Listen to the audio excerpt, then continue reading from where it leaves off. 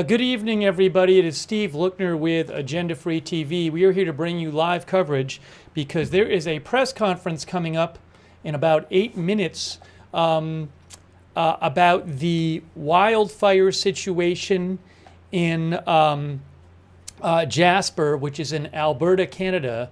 And the town of Jasper has reportedly sustained heavy damage, heavy destruction, reportedly in Jasper from a wildfire. But it's not exactly clear what the extent of damage is. There's some video clips that have been floating around, but it's been hard to get information. So the Alberta government is going to do a press conference in about 7 minutes. So we're gonna watch this press conference and see what they have to say. Danielle Smith, who's the Premier of Alberta, she said that she's going to be joined by the Ministry of Forestry and Parks, the Minister of Public Safety and Emergency Services, and officials from Alberta Wildfire and AEMA to provide updates on Jasper and the ongoing wildfire situation. So we are going to be, again, bringing you live coverage of this. It's going to start shortly. And, oh, I see an update here. Hold on a second. Blah, blah, blah, blah.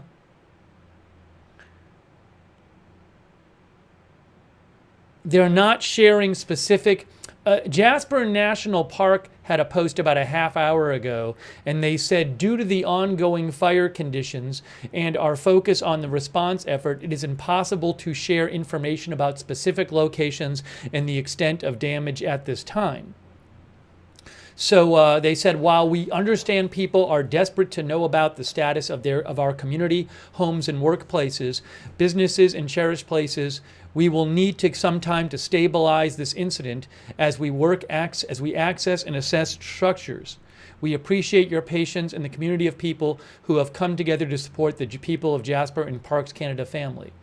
So we're going to be getting updates in about 5 minutes in this press conference, and we'll see what they have to say. Give me one moment here.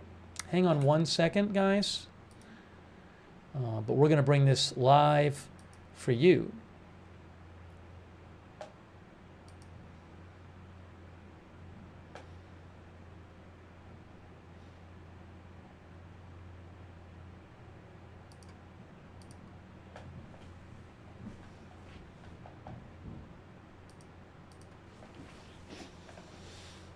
Jasper is in Calgary, Alberta. It's a possible, there's Jasper, the town, and then there's the national park, Jasper National Park, which is, and these areas are a popular tourist destination. I believe there were around 15,000 people who had to be evacuated from the park, who were there and had to be evacuated due to the fire. The town itself, I believe, has a population of around 5,000 people. Let me real quick, if I have time here. Thanks, by the way, to our moderators. I really appreciate our moderators being here. Thanks also, Michael, Regina from Canada, for your support. Let me just show you really quick before this press conference starts. Let me throw something up on the screen here for you, just to show you what Jasper, the town, looks like. But there is some reporting suggesting that a major part of the town might have been destroyed. But we don't know. The people have been evacuated from the town, and there's no media in the town, so it's hard to get information about what's going on in the town. Real quick, let me just do this. Hang on. I'm trying to show you what the town looks like from above before the press conference starts. Okay, if I do this, is this going to work? Okay, yeah. So this is Google Maps. And that's the town of Jasper, and it's a small town. It's not a big town. I mean, the distance from here to here is about 1.5 miles. So maybe, 1.5 miles by 1.5 miles, roughly. But it looks like it's supposed to be a lovely town, and that's the town right there near the national park. The national park, you can see, Hang on a second. I have to look it up. I think it's Jasper National Park says right there. Jasper National Park. But now I got lost. Now I have to search this again. Yeah, so but the town, I don't know if how much of the town is gone. Yesterday and last night, the wildfire moved into the town of Jasper. So we're gonna get a press conference at any moment now. In 3 minutes, the press conference is supposed to start. Okay, 3 minutes. Let me just real quick do something here. Let me just move this over for a second. Just trying to get this set up for you.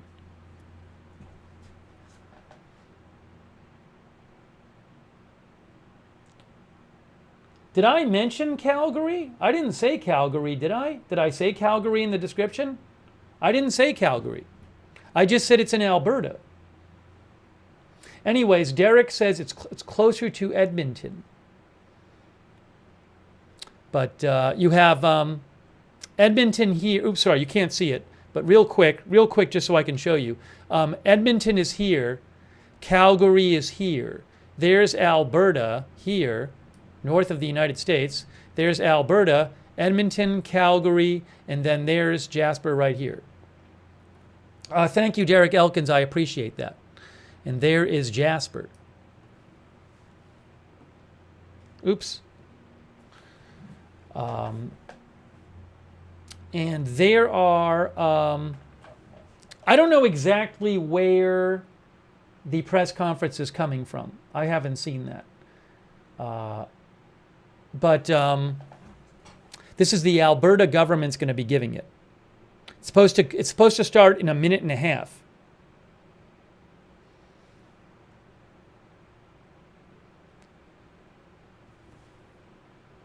Yeah, Alberta is a province of Canada,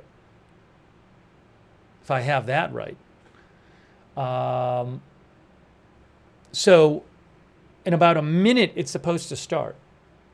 But, you know, there have been some photos on social media that are unconfirmed, some photos and some videos floating around on social media that show some specific structure, that appear to show some specific structures destroyed.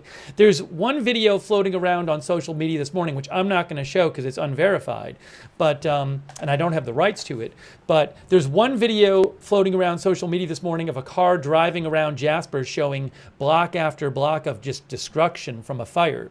So it's possible that a large part of this town has been destroyed. But, hold on. Hold on. Oh, hold on. All right. We'll begin shortly. Okay, there we go. So this is being broadcast by the government of Canada, by the government of Alberta. I'm sorry, Alberta, Canada. So we are bringing you live coverage here. And, but they're going to give an update. But again, the town has been evacuated. There's not reporters in the town, so it's been very hard to get information out. About a half an hour ago, the Jasper National Park social media accounts said that, I'm going to quote them here, but the Jasper National Park social media account said, as you can, said, due to the ongoing fire conditions and our focus on the response effort, it is impossible to share information about specific locations and the extent of damage at this time. As you can understand, the accuracy of this information is critical because it has a direct impact on members of the community. We will share more information as soon as we are able to ensure its accuracy. So maybe we'll get some more specifics in this press conference. The Premier of Alberta, along with other officials, are going to be there. But it's supposed to start at any moment now.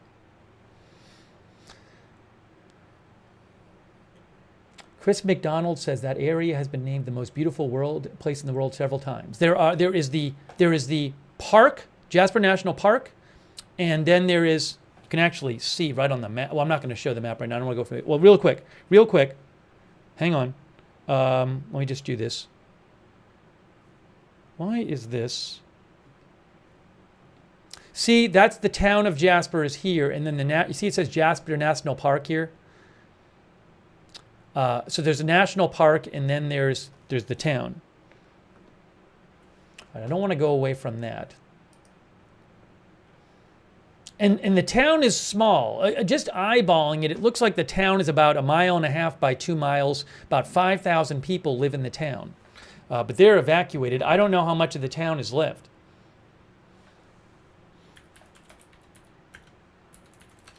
So it's supposed to start at any moment now.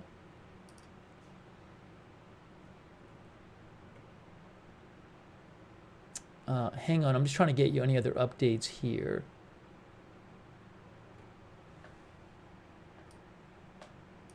But we will get a live update any moment now. Any moment now. Live update.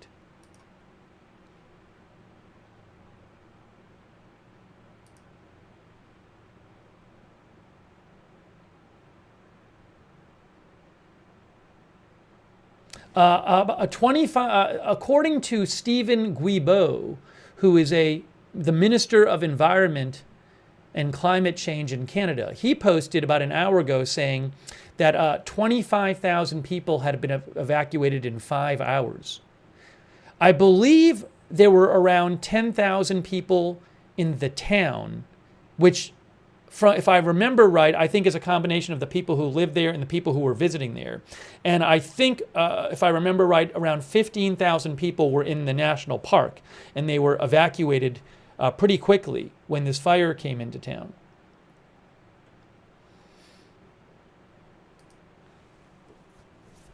So we are just waiting for the Alberta government live press conference, which will be updating on the Jasper Fire situation.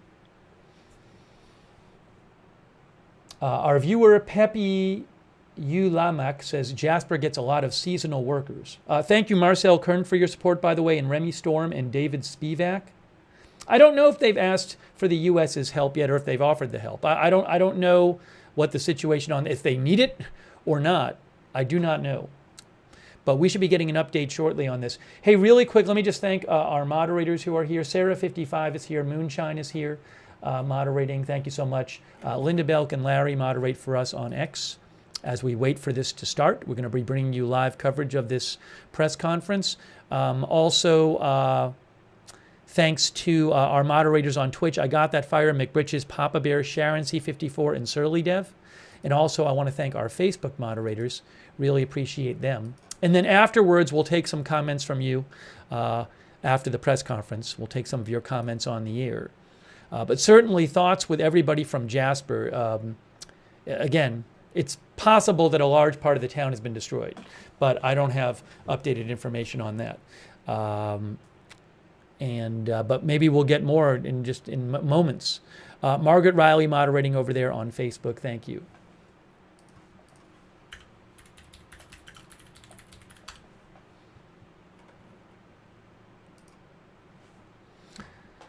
And, Global Edmonton had an article this morning saying, a little while ago, saying video and pictures taken inside Jasper show absolute devastation and destruction caused by the wildfires in Western Alberta. They said that officials confirmed last night structures were lost, but couldn't confirm how many or the locations.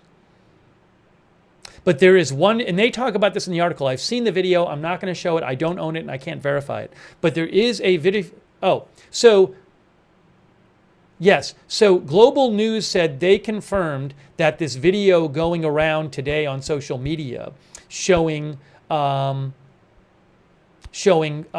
of buildings destroyed and scorched vehicles. They say that they have confirmed the video was taken in Jasper, but it's not exactly clear where. But there is that one video floating around of just several blocks just destroyed by fire. I'm not going to start showing a bunch of stuff now because this is about to start right now, and I don't really want to start. I don't want to get distracted and miss the start of this. So we're just going to leave this up here for right now. Leave that video up. This is from the Alberta government. And maybe after we can look at some more, maps and stuff. But I want to make sure we catch the start of this press conference. It's supposed to start at any moment. Our viewer Wild Rose is from Alberta. Wild Rose says town of Jasper may be a total loss.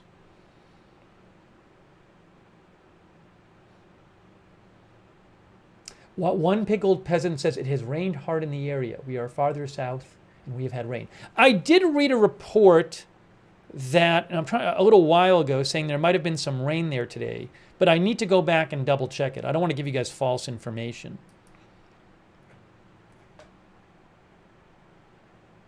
CBC says vast stretches of the town site are incinerated.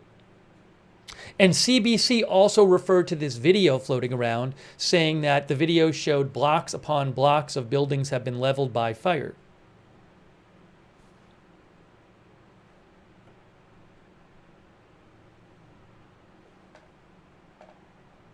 Oh, and CBC, it says CBC has verified the video shows Geeky Street and Large Avenue. So CBC says that video is legit too. Maybe I can post a link to the video. Oh, hang on. I'm going to show you guys a couple things.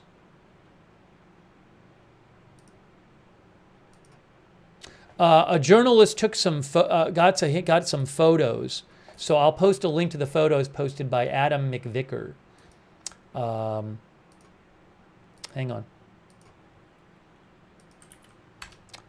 I posted that in the chat. Adam, MACVICAR on X. And then there's also, I'll post a link to the video that everybody's talking about.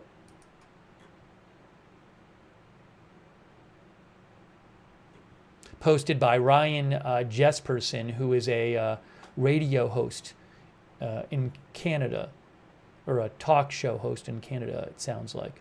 Anyways, I believe this is the video. I've seen this video a couple times.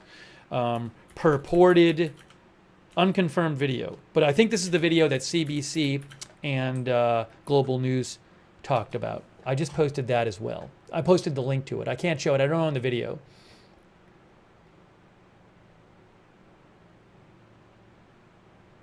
Hang on. Oh, is there another one? Is there a second video? I see a second video. No, that's the same video. No, I think it's a different one.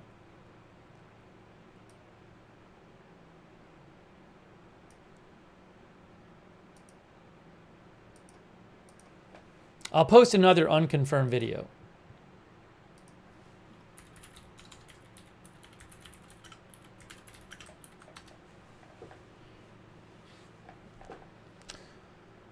So those are the ones I've seen, the couple videos I've seen. Whoa, sorry, that shouldn't be doing that. I'm sorry, that won't happen again. The couple videos I've seen and the photos I've seen just show like devastation, but I can't tell you how much or what part of the town has been devastated.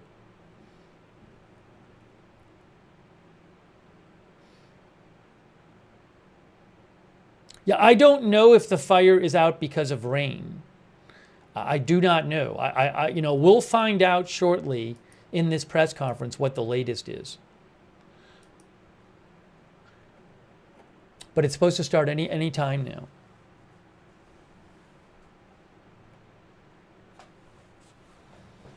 Our viewer Brenda says Jasper and Park are part of Canada's old soul, very sad event.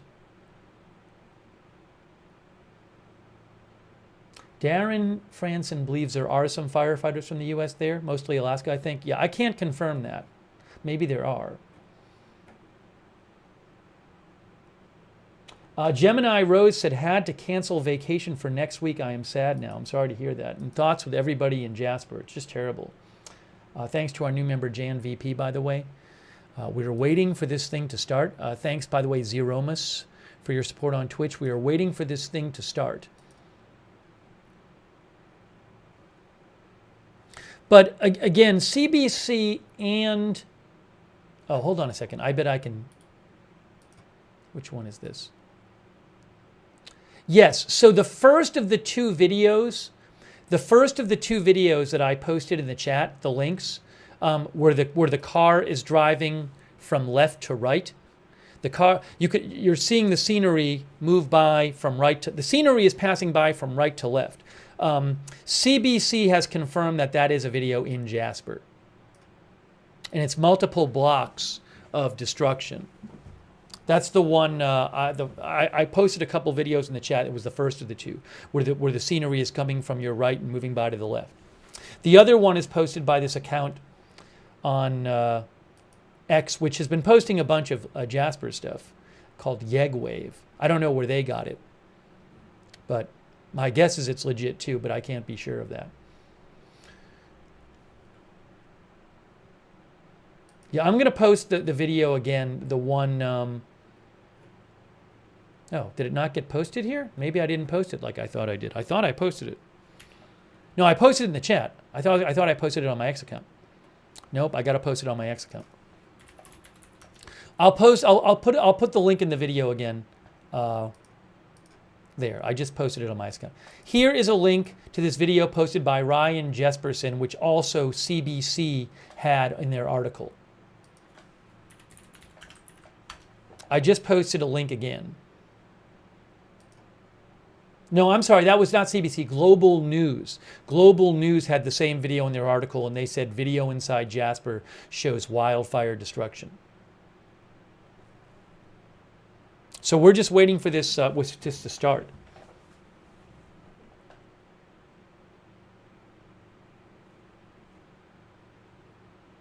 You know, I just want to make sure of something. Is there another thing going on too?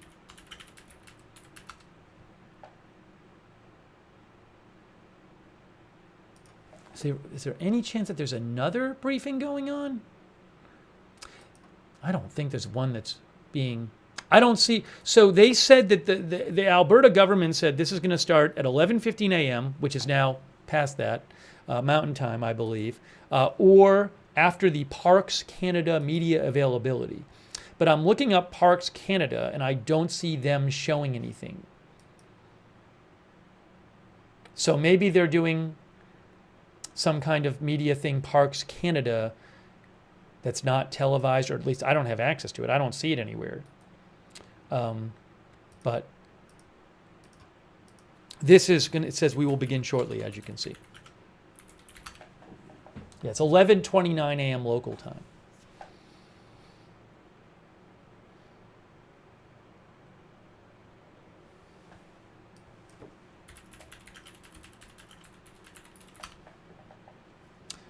One of the viewers just mentioned the weather for Jasper. So the forecast I'm looking at right now, thanks for mentioning that. I went to a Government of Canada website, and they say that the forecast today for Jasper is rain and widespread smoke. Amount of rain 10 to 15 millimeters. And then a chance of showers tomorrow.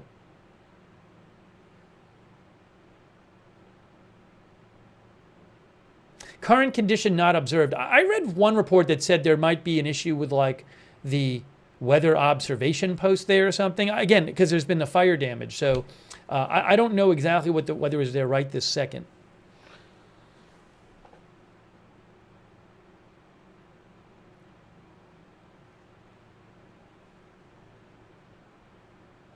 Thank you, Derek Elkins. And we are just waiting for this to start. In the meantime, let me see if I can get you any more information.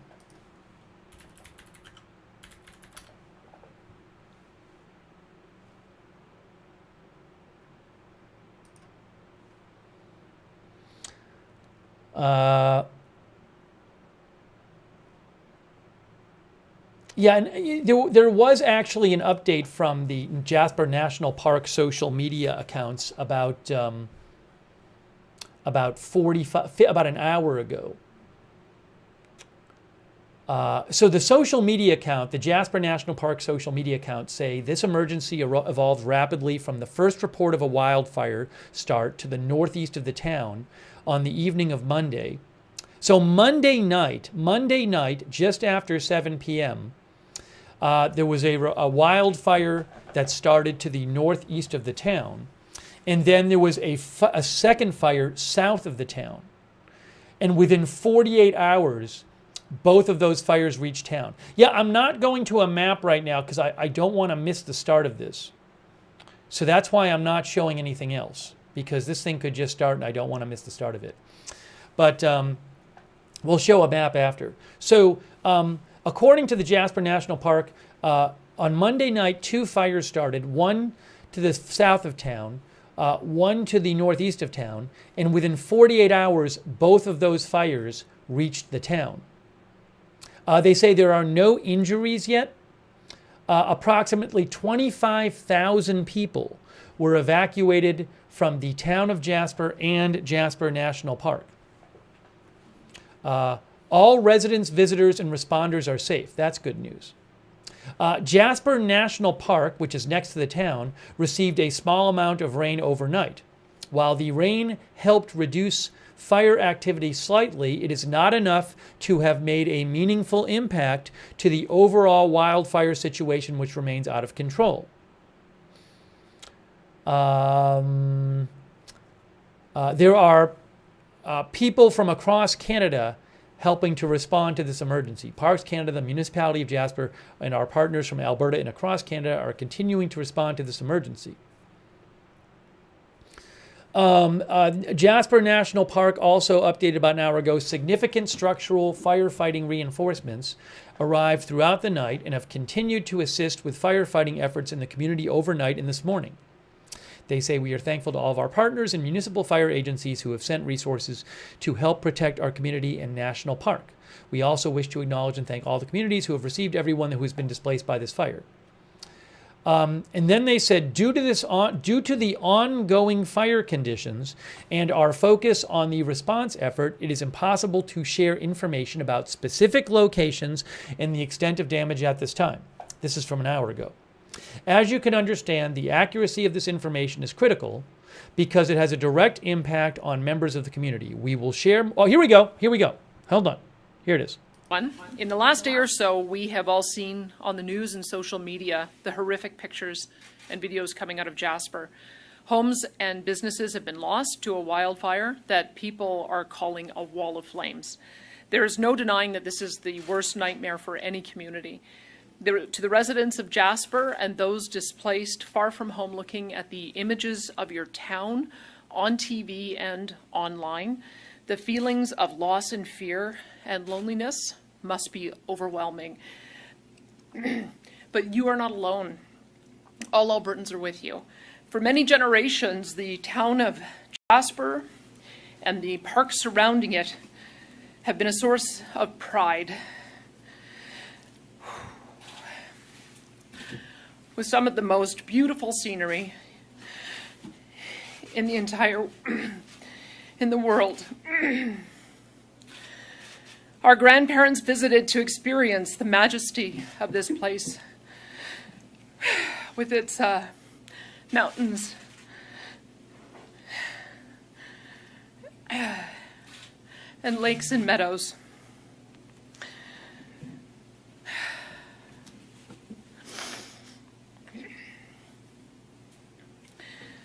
They took our parents, who then took us to this special spot that they'd spent time in as children. And now we take our own kids and our own loved ones and visitors from around the world to feel that same feeling that you get with your first glimpse of the mountains on the horizon.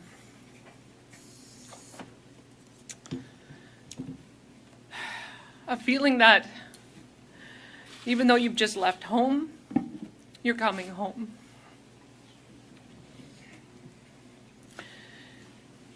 And so although those of us who experience Jasper as visitors can't imagine what it feels like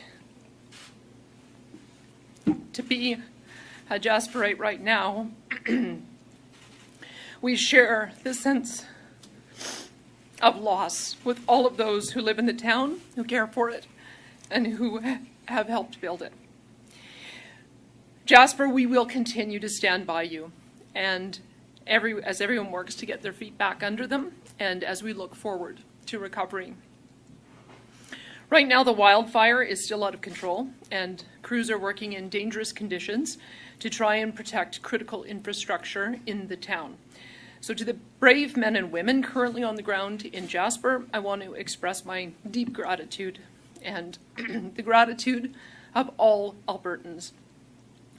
Whether you are part of the initial efforts or whether you were activated and drove in there last night or early this morning, there really are not enough words to express our thanks and our wishes for your safety and your success. Once again, you've put yourselves on the front lines in a show of true heroism. Thank you for your bravery and your commitment to keeping Albertans safe. Well, I will leave the specific details on the situation and the efforts of those fighting it to Ministers Todd Loewen and Minister Mike Ellis, as well as to our Alberta wildfire officials here with us today, Stephen Lookner from the Emergency Management Agency and Christy Tucker from Forestry. Let me assure you that Alberta is doing all that we can. Our Emergency Management Cabinet Committee meeting has been meeting daily for the last several days, and will continue to do so. I have been in communication with the Federal Minister of Public Safety, Dominic LeBlanc. He's the Minister of Public Safety, Democratic Institutions, and Intergovernmental Affairs. The Alberta Emergency Management Agency, Jasper Mayor Richard Ireland, and many others. I understand that Minister LeBlanc is being briefed as we speak, and I look forward to meeting with Minister Harjit Sajjan here in Edmonton later this afternoon, where he will join us at our command center. Alberta stands ready to assist in every way that we can, and I have asked Minister LeBlanc to move to a unified command structure so that Alberta can better help. We hope to hear a positive response from Parks Canada on this, and in the meantime, we will continue to provide any and all support that they request in any way that we can. I can tell you that Alberta Wildfire supported the Parks Canada Incident Management Team yesterday. They report that the situation on the ground overnight was extremely volatile. As we continue to battle the fire, our government will move to daily updates with Ministers Loewen and Ellis, as well as Alberta Wildfire officials. And we will continue with our daily written updates as well. To the residents, families, and business owners who call Jasper home, we will recover from this. To the men and women on the front line and at all operational levels, thank you for your courage and commitment. And to those in Alberta and around the world who have experienced the magic of Jasper, the magic is not lost, and it never will be. Alberta's government will provide the support needed to families and community to recover and to rebuild stronger than ever so that future generations can continue to experience this one-of-a-kind community and to feel the magic of being able to come home. Now, thank you, and I'll turn it over to Minister Ellis. Well, thank you, Premier, and thank you for those heartfelt words. Thank you, everyone, for joining us today. The news that we're hearing out of Jasper is deeply saddening for all of us, but especially for all the residents who call this beautiful part of the province home. And I want all of you to know that Alberta's government is here for you, and we are doing everything that we can to fight this fire, to save as much of Jasper as that we can. Jasper holds a very special place in all of our hearts, as the Premier mentioned.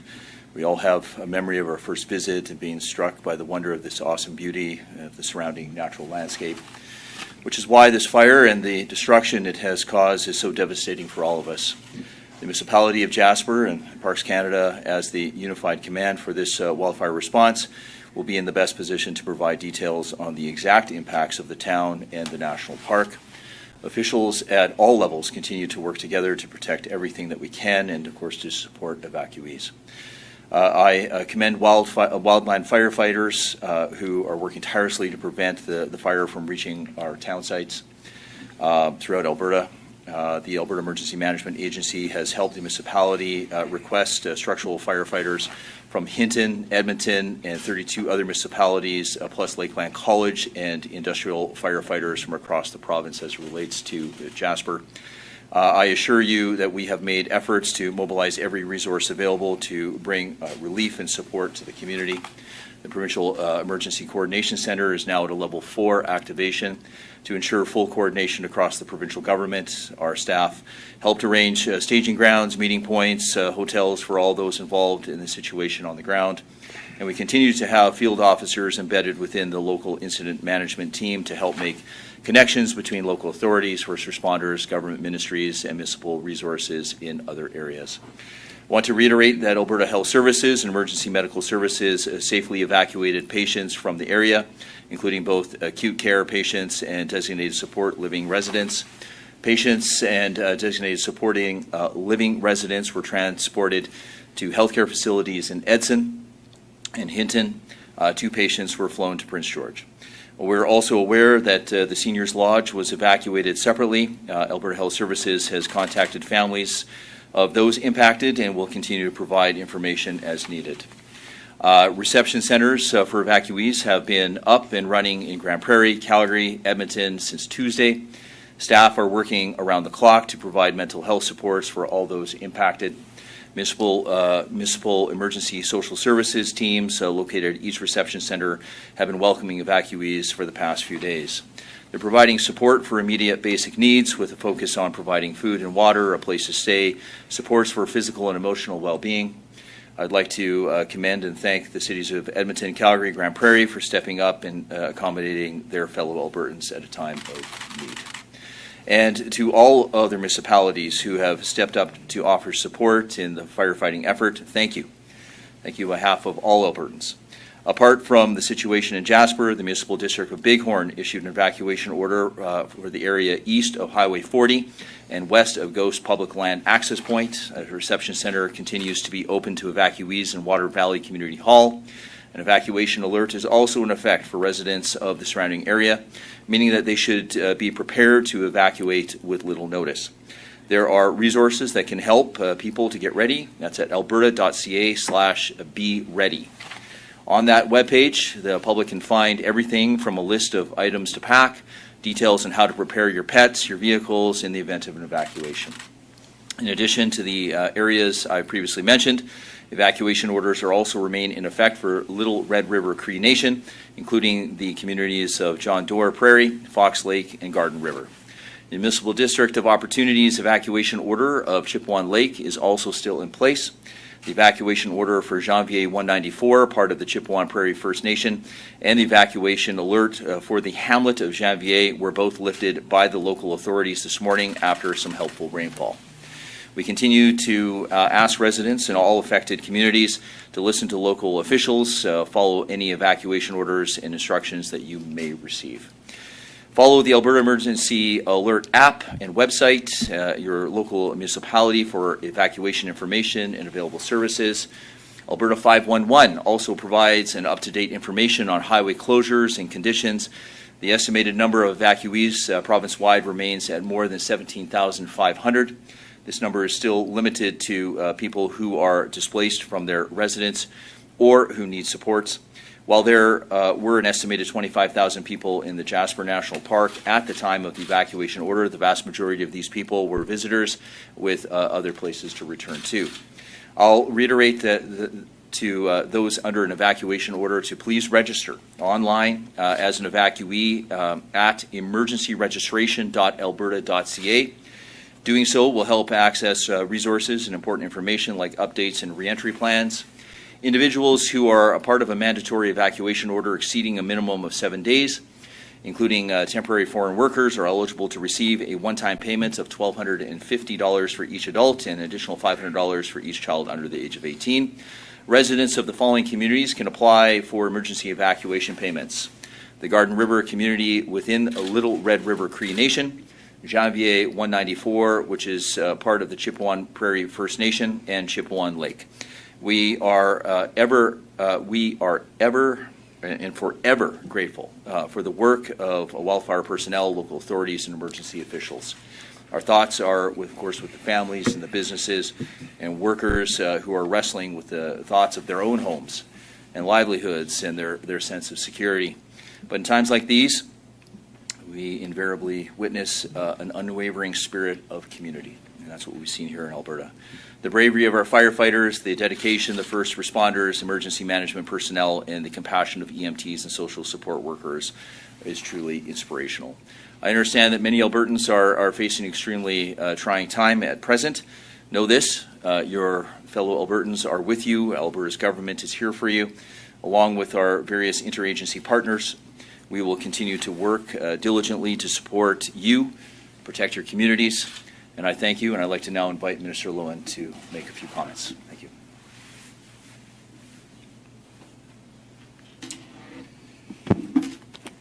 Thank you very much, Minister Ellis, and thanks everyone for being here for this morning's wildfire update. Yesterday marked a truly heartbreaking day in our province's history, as late Wednesday afternoon, the wildfire in Jasper National Park made contact with Jasper town site. The images we're seeing out of Jasper are devastating, and my heart goes out to the community. Words of any kind seem insufficient right now, but to the people of Jasper, I'm incredibly sorry for your loss. I'd also like to say that we're grateful to community members and visitors for following local alerts and evacuating when they did. While the pain of what's occurring right now is overwhelming, we can all be grateful that residents and visitors are safe.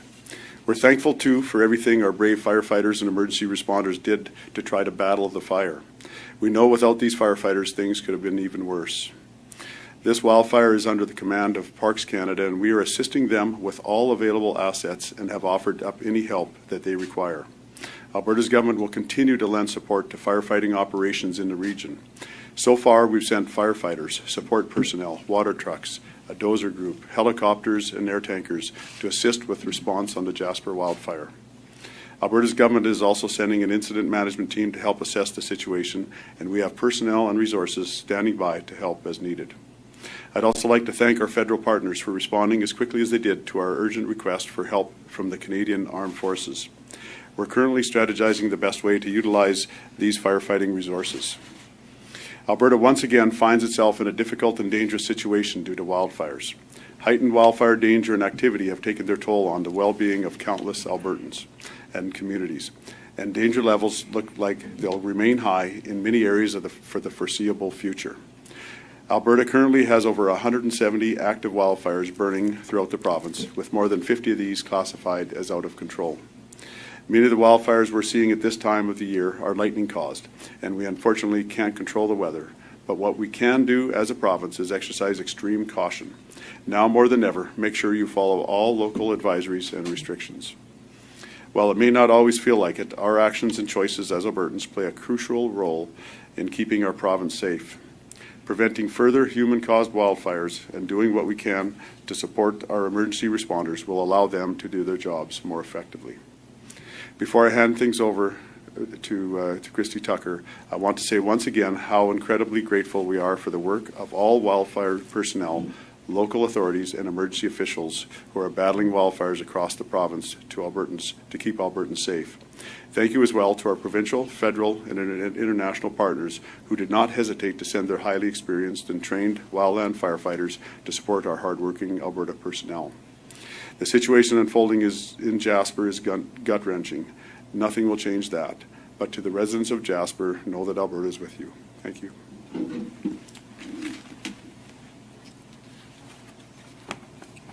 Thank you, Minister.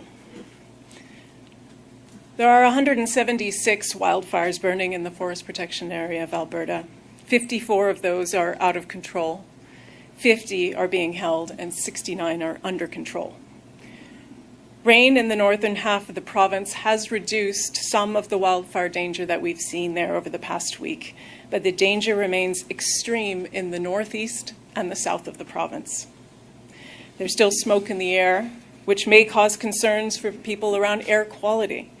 For information about the air in your area, you can visit wildfire smoke information on alberta.ca.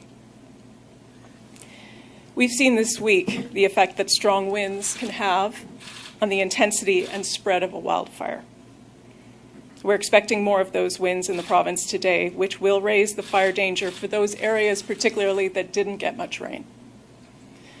As others have said, we're grateful to the nearly 1,900 Alberta firefighters, contractors, and support staff who have been working hard in heat and difficult conditions this wildfire season.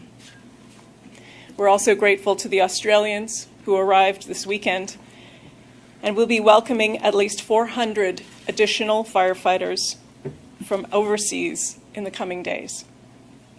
100 firefighters from Jalisco, Mexico will arrive today. 200 from South Africa will be here tomorrow, and another 100 from Australia and New Zealand are expected Sunday and Monday. In addition, we welcome any assistance offered from the Canadian Armed Forces. These resources will be sent around the province to areas where they will be most effective in the wildfire response. Alberta Wildfire has been actively supporting Parks Canada in their response to the wildfires in Jasper. As the Minister mentioned, we provided water trucks, heavy equipment, helicopters, unit crews, and offered air tanker and night vision equipped helicopter support.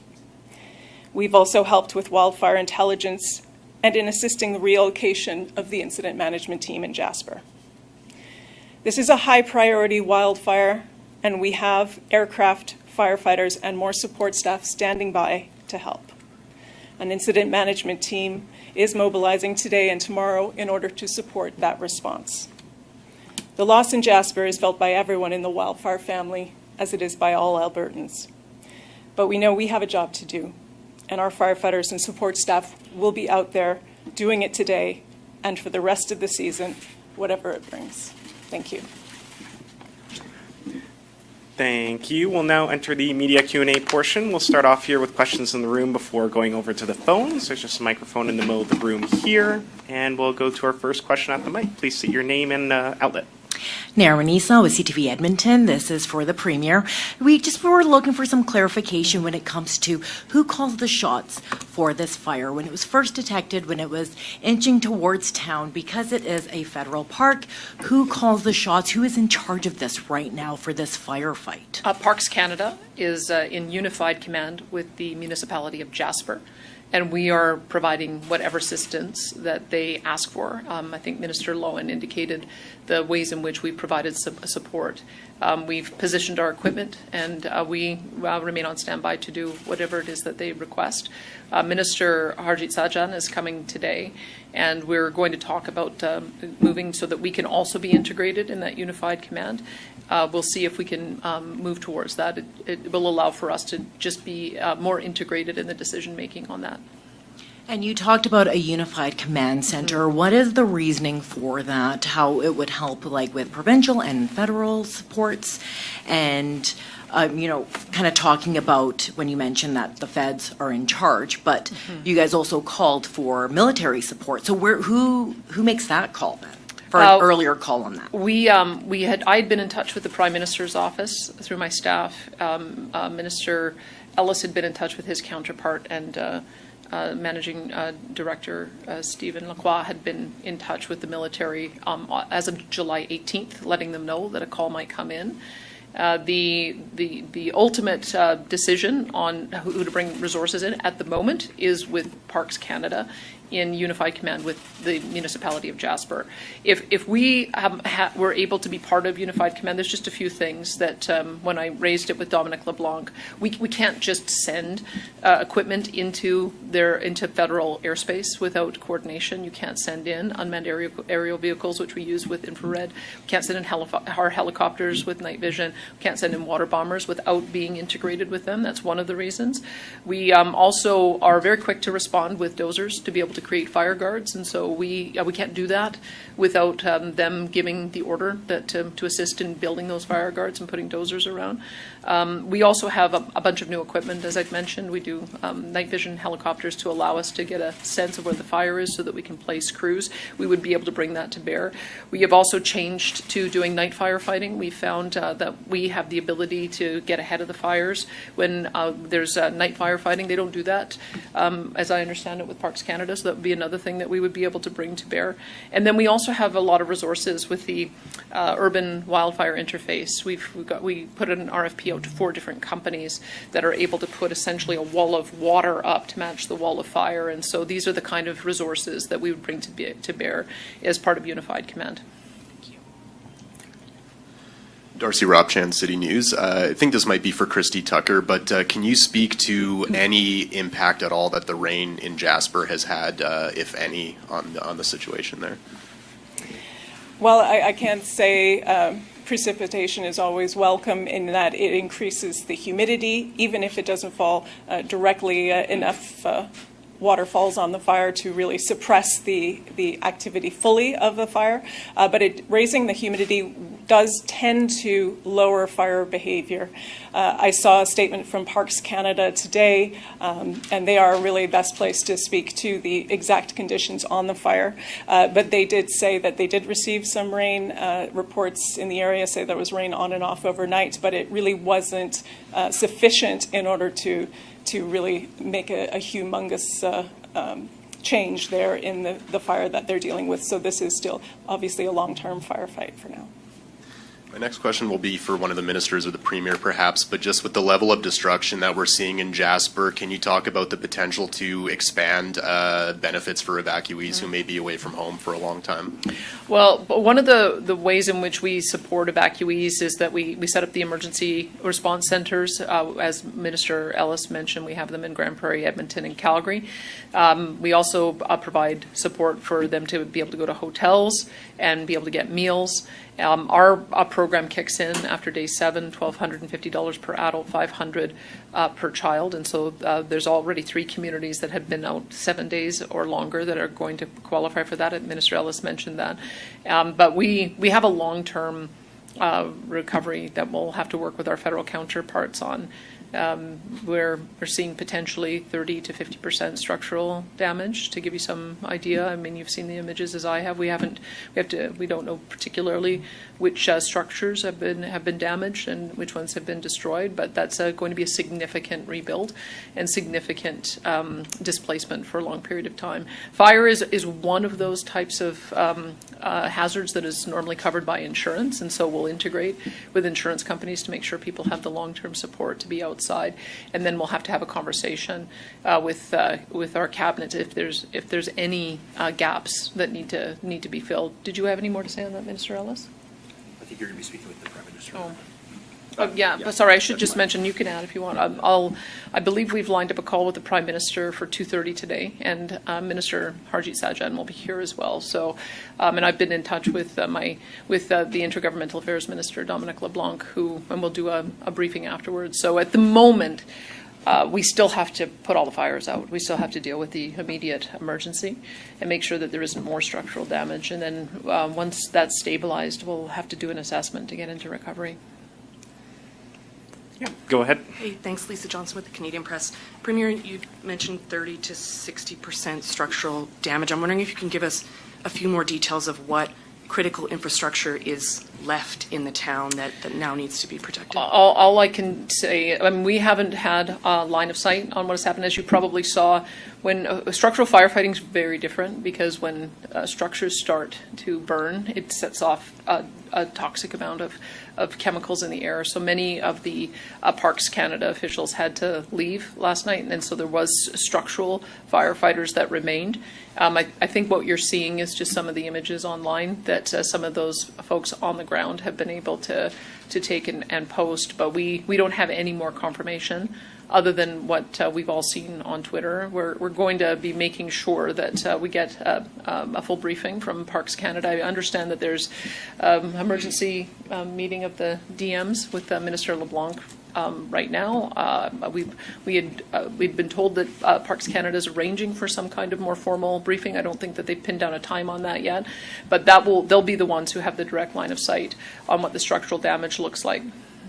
And just on that as well, I don't know if you can provide any more information, but those folks who left last night because of the issues that you mentioned, can you speak to what operationally is being done now? Are they coming back to Jasper to assist, or? It's probably all the structural damage. Yeah, so the firefighters that left were the wildland firefighters, and there's no, we haven't heard when they'll be coming back in. Right now, the focus is on the structures within Jasper, and that'll be the focus right now. I expect that the wildland firefighters will be back in shortly to be able to take care of the actual wildfire itself. And but again, right now, the focus is on the structural. Do you want to add? We did have 2 unit crews, which are crews of 20 firefighters that were in Jasper working on the wildland aspect of this fire. I have heard from them. We've had a check-in with them, obviously regarding what they experienced last night, and they are ready to go back to work. Let me just further add, we were very fortunate to have Joe Zatilny, who's a ADM in Alberta Emergency Management, former fire chief in Edmonton. He's been, of course, on the phone, as many of us have been throughout the days and the nights. And we've been able to bring in structural firefighters from 32 municipalities all throughout Alberta. So it is certainly grateful to all the municipalities that stepped up to the plate in order to assist what is going on in Jasper. Just so everybody's aware, firefighting from a structural firefighting is different than firefighting from a wildfire. And I think, as my colleagues have previously mentioned, when you're dealing with structural firefighters, there's a lot of unknown risks, sometimes gas leaks, sometimes toxic fumes. So this is very different. I just want to correct what that one reporter indicated. It's 30 to 50%. Again, this is a very ongoing and fluid situation. There's still fires that are going within the community of Jasper. So we're still assessing the situation, and we're hoping for a further update from Parks Canada as to the extent of the damage. Thank you. And seeing no new faces here in the room, we're going to move over to the phones. Operator, could you put through our first caller, please?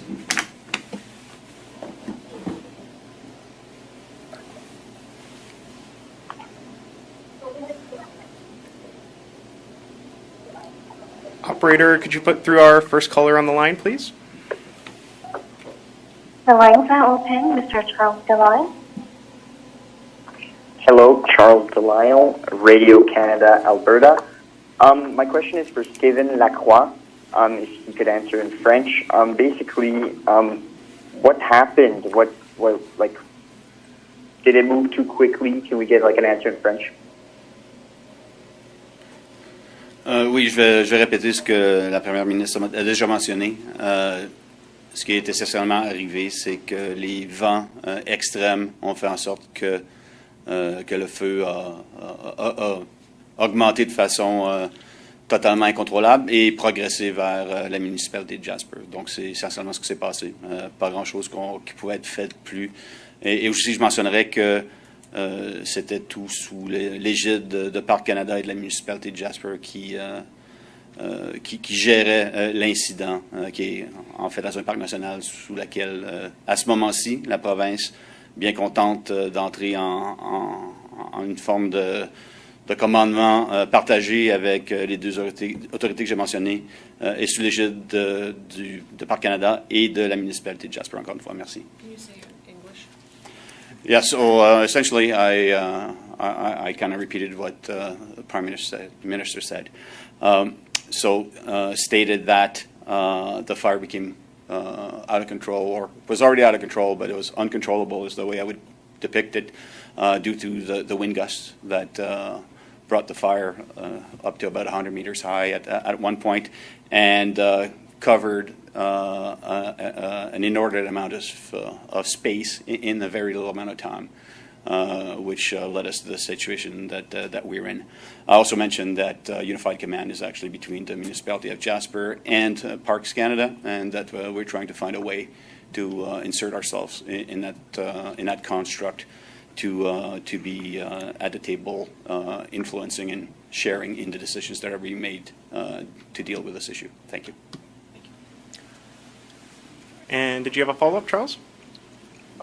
Yes, this one's for Minister Ellis. Were the evacuation alerts sent to people in Jasper on Monday on their phones, even with those without the Alberta Emergency Alert app? And if not, how was it communicated to the tourists that were there?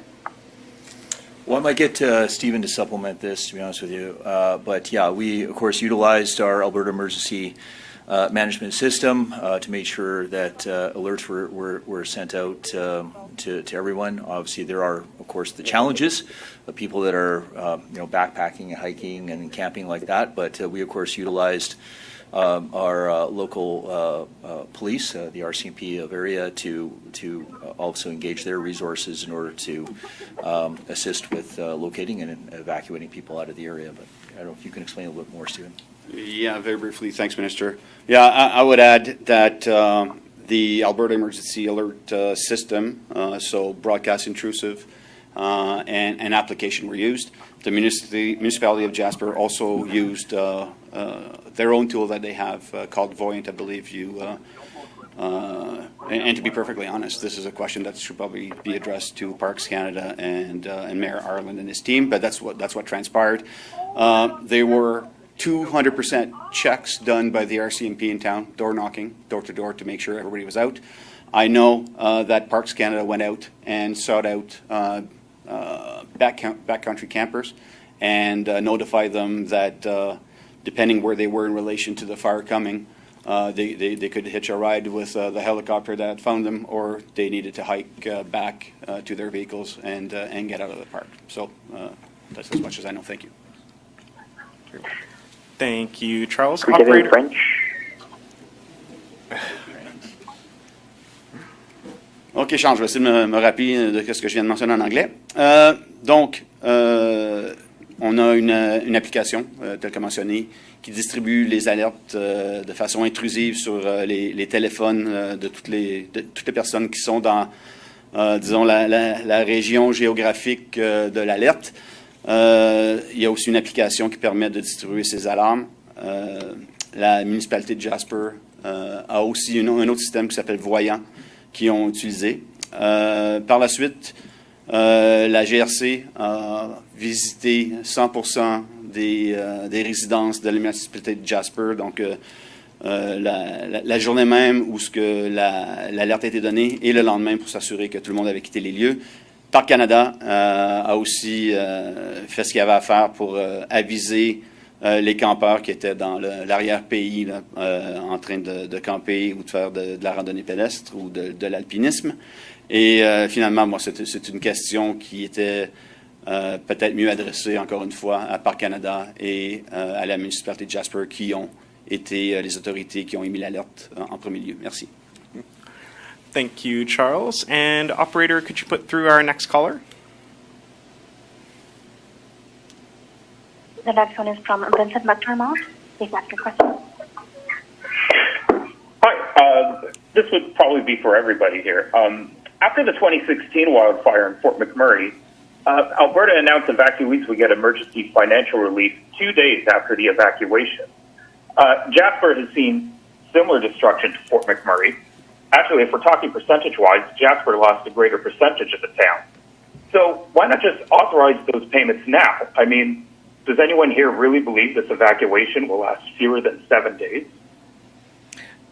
One of the decisions that we made in previous emergencies is that we would wait for 7 days, because there's oftentimes you can return within a shorter period of time. As has happened, we have had evacuations already this fire season, which started early, and we have been able to get people back home within 7 days.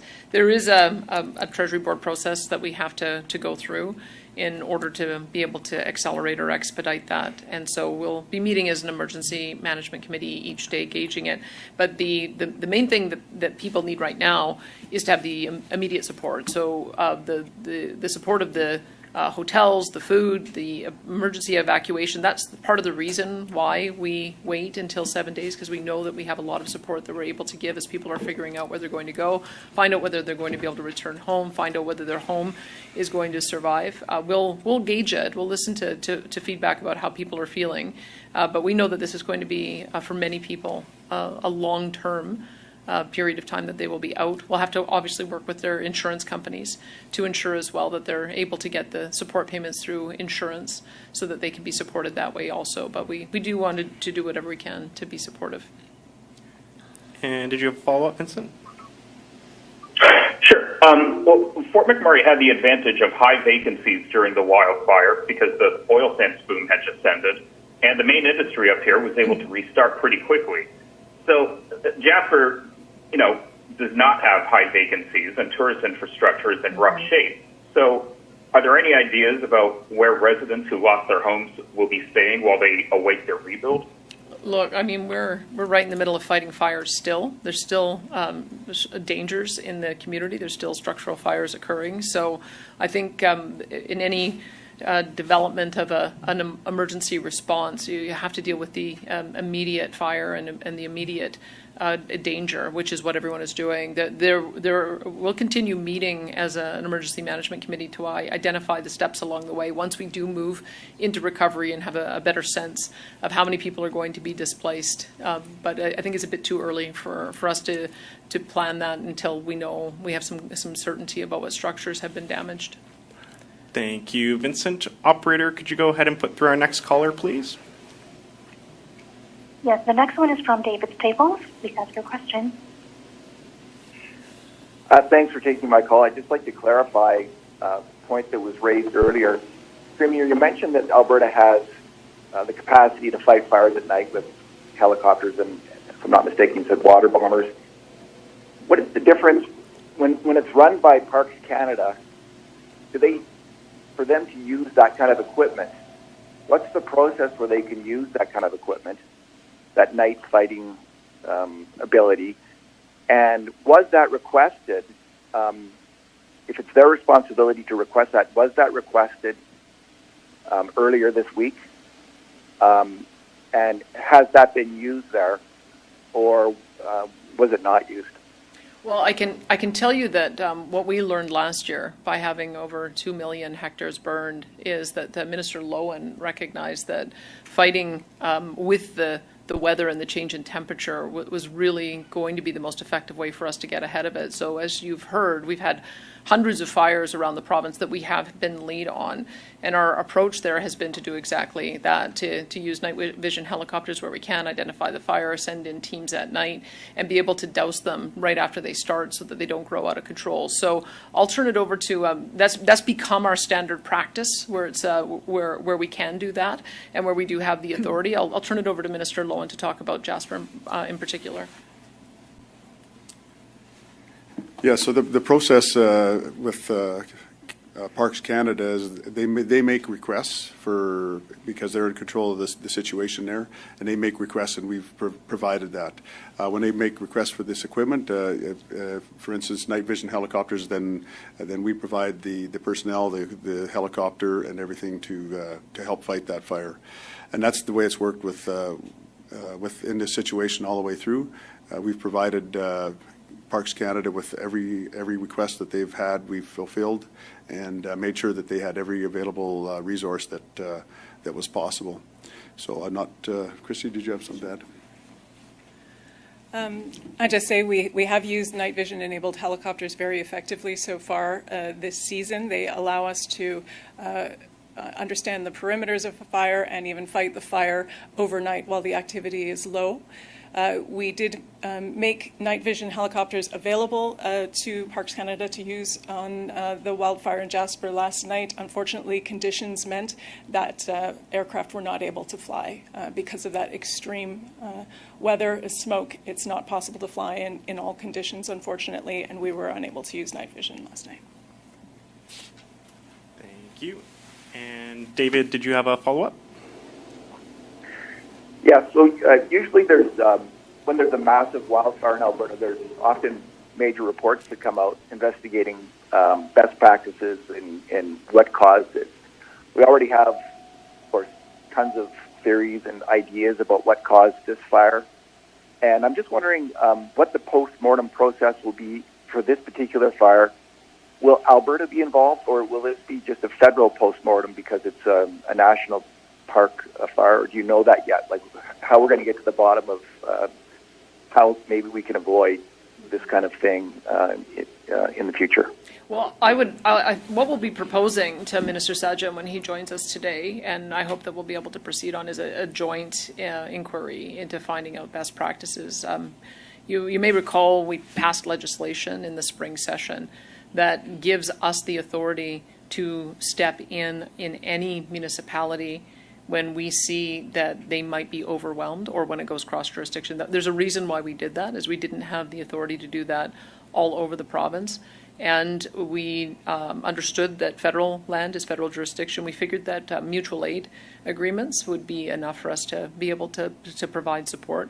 It may well be that we have to talk about how we have unified command right from the beginning, that if we're going to see a parks agency go to unified command with the municipality, it could well be that we make the decision that we come in at that time. That would be one part. And I think we do have to look at all of our parks. There's a fire going on in Banff right now. We've had fires in Waterton in previous years as well. And so I think that in this one in particular, since it's a bit unique to have to deal with a federal agency, there may be additional learning that comes from that. I don't know if you want to comment, Minister Ellis. Well, yeah, I mean, look, I mean, Minister Sajjan, certainly these are discussions we're going to have with him regarding better, we'll call it collaboration. You know, I can tell you that Alberta Emergency Management, Alberta Wildfire, certainly are recognized in Canada as being certainly one of the most prepared organizations in Canada. I know in my conversations with Minister Lowen, you know, him and his team and the wildfire folks that are out there right now, they're absolutely stepping up to the plate and doing whatever they can. I've had extensive conversations with Minister Sajjan. They have been very positive. Let me just be clear on that. Minister Sajjan has recognized that there might be some gaps, especially when we've been talking already about the unified command and potential structure and how Alberta can be more a part of the decision-making process. And that's one of the reasons why he's coming to Alberta. It's not just to assess the situation, but he wants to work with us because we're understanding, you know, some of the challenges that we're having from an AMA perspective as well as an Alberta wildfire perspective. And the only other thing I want to add, which is beyond, we'll say, the question that you asked, David. I think people need to understand that fire was about 5 kilometers out. I know Stephen mentioned that there was an enormous wind gust. That wind gust moved that fire 5 kilometers in probably less than 30 minutes with a wall of fire that was about 100 meters high. I think people need to picture what those wildfire folks were experiencing at that time. And there is really, any firefighter will tell you there's little to nothing you can do when you have a wall of flames coming out like that. So kudos to those folks that were the heroes that stood their ground in order to fight that fire. Kudos to the folks who are the structural firefighters that were preparing for that fire to be coming, but nobody anticipated that fire to come so fast, so large, and so quickly. Thanks. Thank you, Minister. We have time for one, maybe 2 more questions. Operator, could you put through our next caller, please? Yes, the next one is from Jonathan Bradley. Your line is now open. Hello, Premier Smith. Thank you for taking my question. So your government over the last few years has made various cuts to Alberta's wildfire fighting budget. Do you regret making those cuts now? Why or why not? Well, look, I mean, my first firefighting season was last year, and what we did in response to that was we increased the firefighting budget by 50%. In 2023-4, it was $100.4 million. In 24-25, we increased it to $155.4 million, and that's the highest it's ever been. And there's a reason for that. Is that we knew that we needed to get some of the equipment and change some of the practices, as Minister Lowen had mentioned. We declared the start of forest fire season early. We had all of our personnel hired and in place by April 15th, which is May 15th? By May 15th. And in addition to that, because of the amount of damage that we saw last year, when I first came in, we had $1 billion contingency. My first budget, we increased that to a $1.5 billion contingency. And this budget, we increased to a $2 billion contingency. So there is no limit to the amount of money that we will spend to make sure that we have the resources that we need and to make sure that we have the money available to assist with the recovery. So I would say that we've looked at the lessons of the past and we made the appropriate amount of investment in this budget year. And did you have a follow-up, Jonathan? Yeah. So you spoke about Jasper and how the community is destroyed and damaged, and how the Alberta government is going to be there to assist. What will your government do to assist with rebuilding Jasper? Well, look, I mean, this is, again, one of the conversations we'll have to have with Minister Sajjan as well as Minister LeBlanc when he's here today. Because I've observed, for instance, that a similar tragedy in British Columbia 3 years in, they haven't begun reconstruction. And we have to be able to accelerate and move faster than that. This is one of the most important jewels in our national park system, not only in the province, but in all of Canada. And so anything we can do to accelerate some of the development approvals, where we want to be able to work collaboratively with the federal government on that. What often happens is that the municipality and province takes the leads on rebuilding, and then we cost share with the federal government in these kinds of disasters. So we just want to make sure that there aren't any obstructions or barriers in being able to get the rebuilding done. Thank you. And we have time for one last question. Operator, could you put through the next caller, please? Yes, the next one is from Dennis Cupton. Please ask your question. And that's a question pertaining mostly to Northern Alberta, so I guess Christy Tucker would be the best place to answer it. You did say that the conditions are a bit better in this part of the province at this time. Can you kind of elaborate on that and what is going on, given also the fact that local municipalities have lifted the evacuation alert in the hamlet of Janvier? Yes, the actions of municipalities is an indication of the change in conditions that we have seen in the northern, many parts of the north of the province. We have seen precipitation come in that has been extremely welcome to the teams that are working hard on those areas with communities that have been evacuated or have been under threat of evacuation. Obviously, those are still a priority for Alberta Wildfire, and no matter what else is going on in the province, and we are getting the resources in to allocate as needed. It also gives us an opportunity to move teams around, move aircraft around, move equipment where we need it at any given time in the province. So certainly, many people in the north of the province happy to see some rain, firefighters among them, but it may mean that they are relocated somewhere else where we are seeing rising wildfire danger, as we have seen quite a lot of activity in the south as well.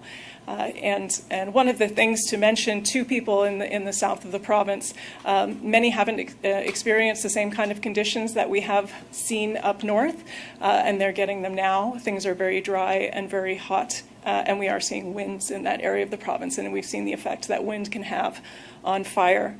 But one thing to mention is that Alberta Wildfire needs water for our skimmers, and we often use natural lakes and bodies of water that are in the area to allow us to move quickly to drop water where we need to on wildfires. We've had some reports of people in boats and watercraft who may not have moved out of the way quickly enough when skimmer needs to collect water. We do need people to be aware, particularly in those areas with a wildfire in the vicinity. If you see an air tanker, a skimmer, a wildfire plane coming towards the lake, please get out of the lake so it's safe for us to collect water. We can drop it quickly on wildfire and respond as quickly as we need to. Thank you. And did you have a follow-up, Dennis? Yes. This is perhaps mostly for the Premier or one of the ministers. You did request support from the Canadian Armed Forces. Can you kind of elaborate on how the military resources will be utilized and what personnel did you request specifically? So is it going to be combat engineers who will practice kind of their training and their craft, or is it going to be infanteers and personnel from the land forces who are going to be assisting firefighters, and also where do you anticipate military personnel to be deployed? Yeah, first of all, I would just mention that, I mean, the world has become a very dangerous place in recent months and years, and we know that our men and women in uniform have to be deployed. I understand there have been some deployments of the PPCLI, which is who we relied on last year. And so last year they were able to provide us 300 individuals who were trained in forest firefighting. And so I don't know if we'll be able to get the same number this year, but the kind of supports that we've requested in the letter that Minister Ellis wrote was the provision of firefighting resources, provision of wildfire mitigation resources in order to reduce the risk to homes, businesses, critical infrastructure, and communities, prepositioning of strategic airlift resources for the evacuation of isolated communities. We used them last year for Fort Chipewyan. Air support to be able to remove wildfire crews and equipment. Aerial infrared scanning and collection of wildfire status information, and logistics support. I think either Stephen might be able to explain a little bit more. Yeah, thank you, Premier. I would also add that, as Premier Smith mentioned, we warned off our counterparts and our colleagues on July 18th. Today at 1 o'clock, actually, the commander of Joint Task Force West, Brigadier General Wade Rutland, is meeting with Alberta wildfire officials to strategize about where these troops will have the most effect in the province.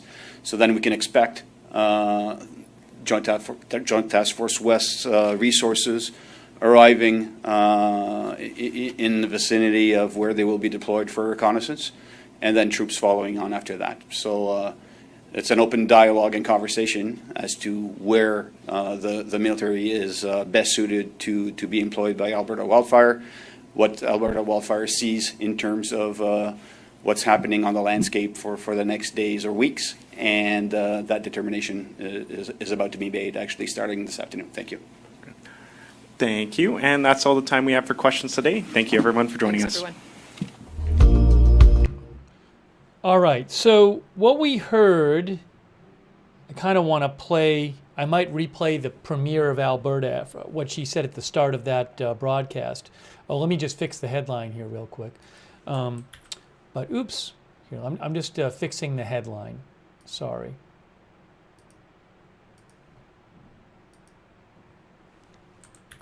Okay, so what we heard, we didn't hear that much detail on the damage, but we did hear the Premier say, and one of the other officials said, that she said we're seeing potentially 30 to 50% structural damage from the wildfire in Jasper. Jasper is a town in Canada next to Jasper National Park. A wildfire moved in there over the past day or so, yesterday and last night, and clearly very significant damage there. She was actually in tears, the Premier, when she started the press conference. I did want to replay that in a moment, the start of the press conference. She was very emotional. And that to me suggested how bad the damage was, because I'm sure she has a better idea. They haven't released like specific locations publicly. They say the National Park Service said that they wanted to make sure they were releasing accurate information. They were not releasing specific locations of damage yet.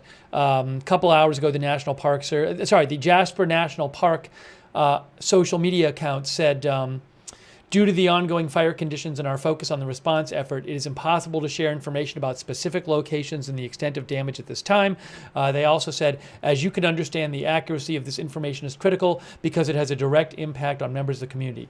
So they're not releasing specific damage locations, but the Premier did say potentially 30 to 50% of Jasper town has been damaged or destroyed by the fire, which is enormous, obviously. But we don't have detailed locations. Eileen Banks says Jasper's in the park. I don't know if maybe technically Jasper Town is in the park. I'm not sure. I can look it up on Wikipedia. Jasper says it's the commercials. Yes, Wikipedia says Jasper. The town site is the commercial center of the park. So I guess technically it is in the park. It's called a town site. Yes, some more of our viewers are saying it's technically in the park. So, but there's the town site, Jasper town site, which is part, I guess, of the Jasper National Park. So thank you to the viewers for that information. But 30 to 50% structural damage, a couple of officials said. That, as I understand it, would mean either structures damaged or structures completely destroyed from this fire. And how many buildings are there? I don't know how many buildings there are. I can tell you that the population is roughly 4,500.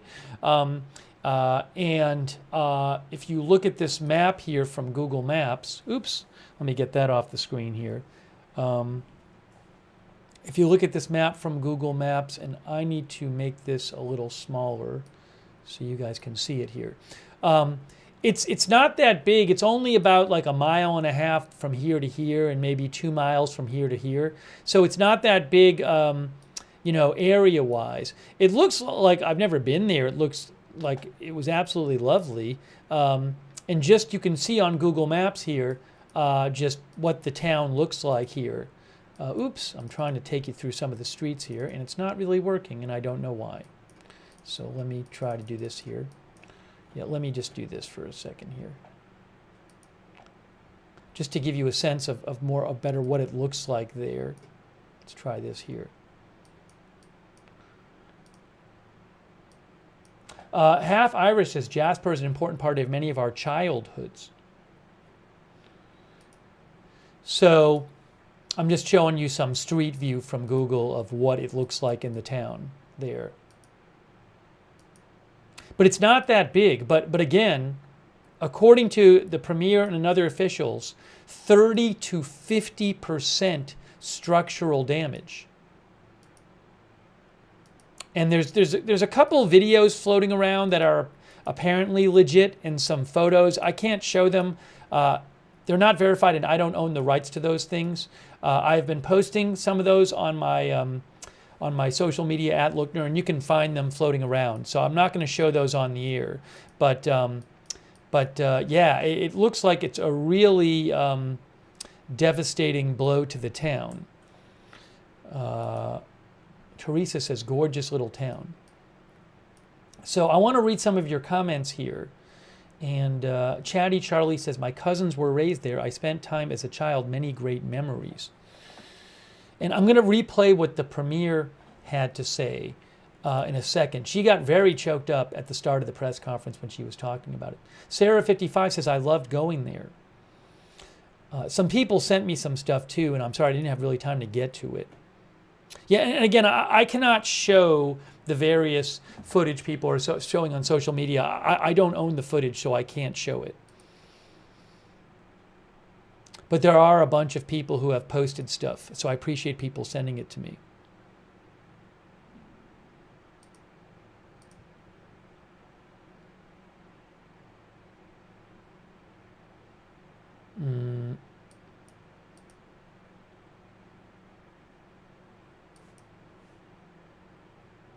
Let's see here.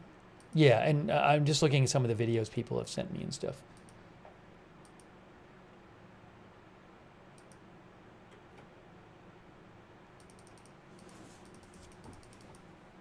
But I posted it. If you go to my X account, at Lookner on X, and I'll post a link to it, I reposted a couple different videos that apparently are from Jasper.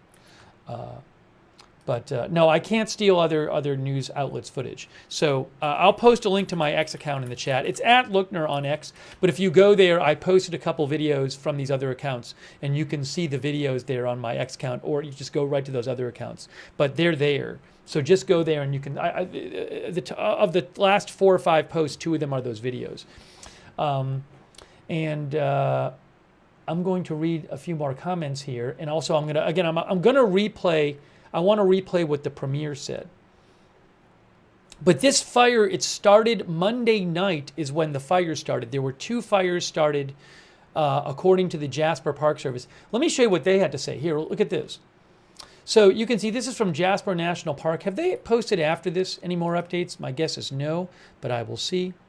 Oh, a photo of the map of Jasper town site is circulating online. This map is not an official incident map.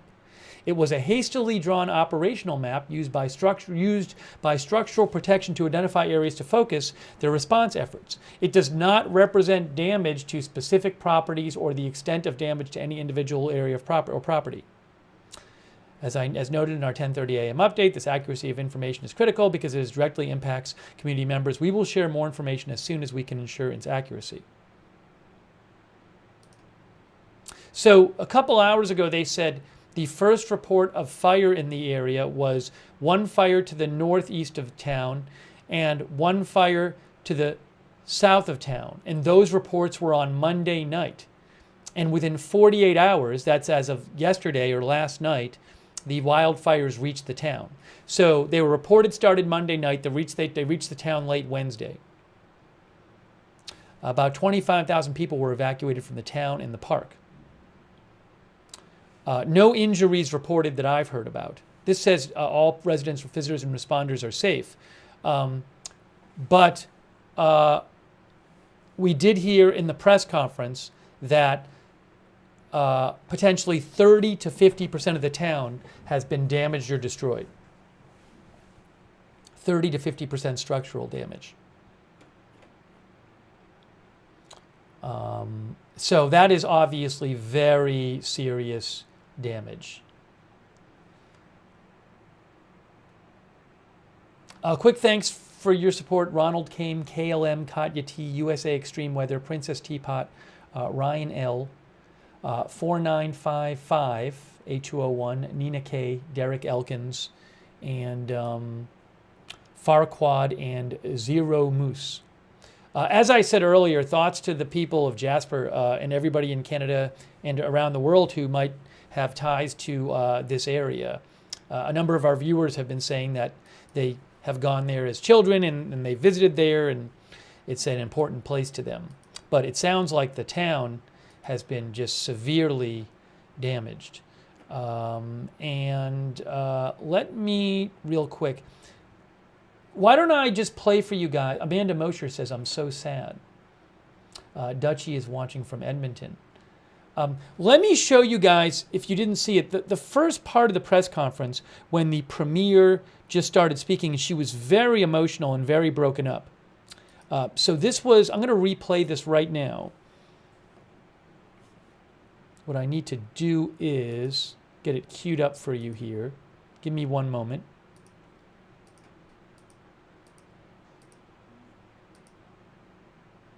Okay. So I'm going to put up on the screen, I'm going to have it say replay. I'm not going to replay the whole thing. I'm just going to replay the part where the premier spoke at the beginning. So replay, we'll put that up there, and then we'll put Danielle Smith, Premier of Alberta, and then we will show you this. All right, so I'm going to replay. This is the premier when she first started the press conference today, getting very emotional talking about it. And as I said, she knows more than we know. So the fact that she is so upset about it suggests to me that the damage is very, very significant. Jan Porter says, I felt her sadness. All right, oh, sorry, hold on. Let me just forward this. Okay, here's the start of the press conference. We're just going to replay the start of this. Oh, sorry, you can't see that. Good morning, everyone. In the last day or so, we have all seen on the news and social media the horrific pictures and videos coming out of Jasper. Homes and businesses have been lost to a wildfire that people are calling a wall of flames. There is no denying that this is the worst nightmare for any community. To the residents of Jasper and those displaced far from home looking at the images of your town on TV and online, the feelings of loss and fear and loneliness must be overwhelming. But you are not alone. All Albertans are with you. For many generations, the town of Jasper and the parks surrounding it have been a source of pride. With some of the most beautiful scenery in the entire in the world. Our grandparents visited to experience the majesty of this place with its mountains and lakes and meadows.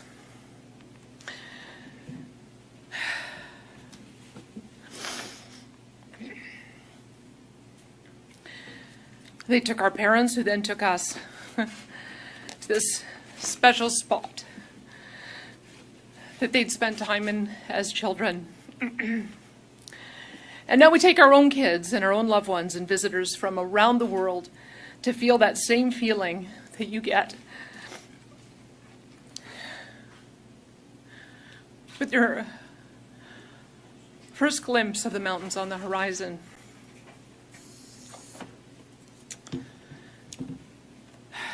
A feeling that even though you've just left home, you're coming home.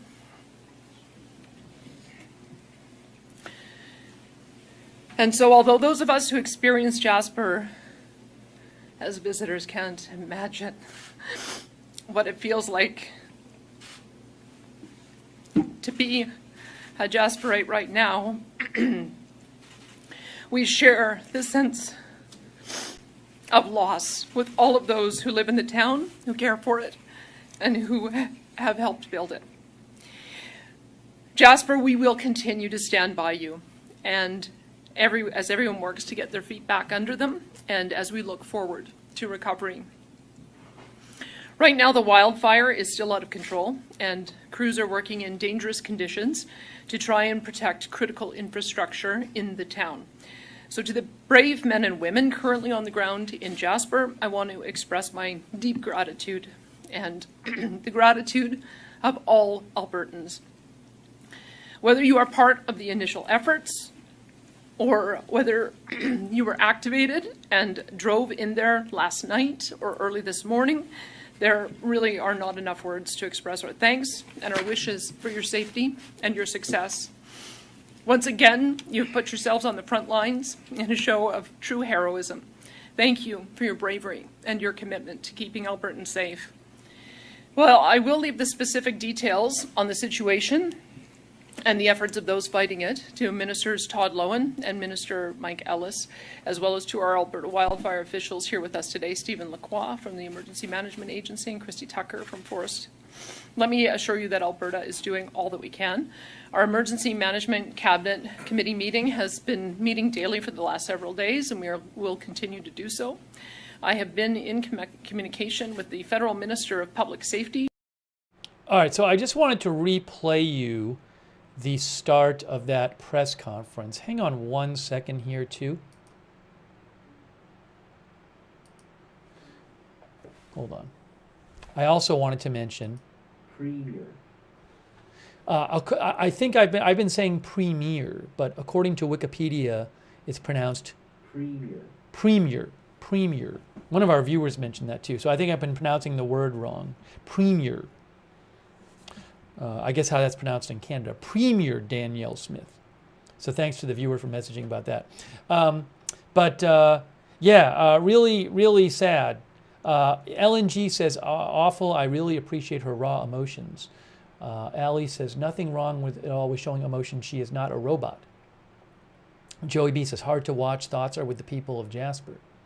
She did say that, Parks Canada is doing a news conference. Now, I don't know if I have access to that. I thought they did a news conference before. Hang on. Because I can't steal news outlet footage. Let me just see. Let me just make sure I don't have access to it.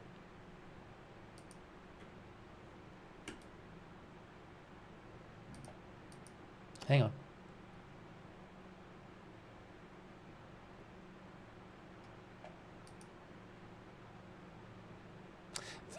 The Parks Canada was supposed to do a media update before this press conference. So I don't know if you're watching one, if you're watching a recording. But I can't find it myself. So I can't show it, even if it is live, because I don't have access to it. But I don't know that it's happening right now.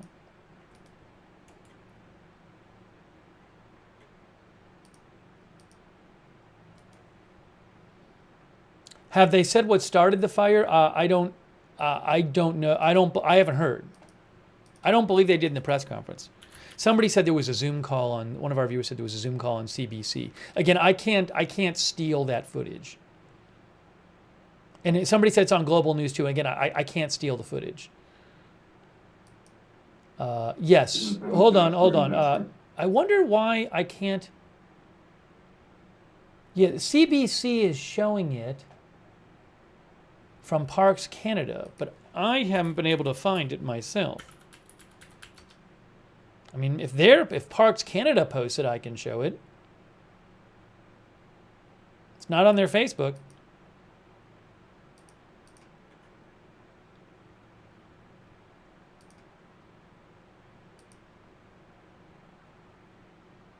I'm looking at their social media, but I haven't found it.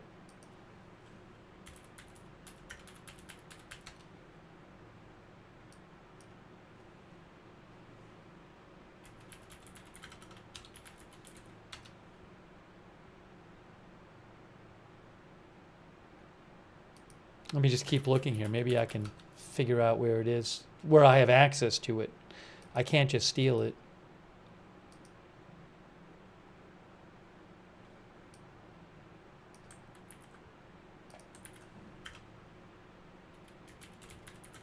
Doesn't matter if it's state media. They have copyright. You can't just steal their programming. I can't steal their channel and run the Steve Lookner CBC channel where I just rebroadcast all their programming. That doesn't even make sense.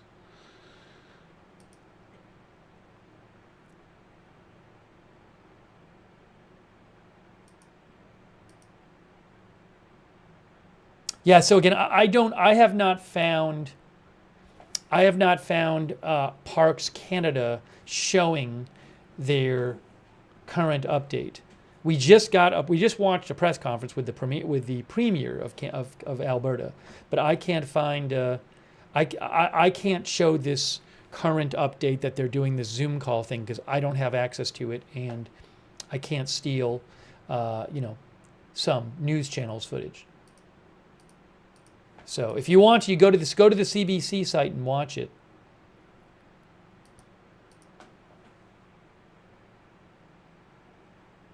I wish they were broadcasting it.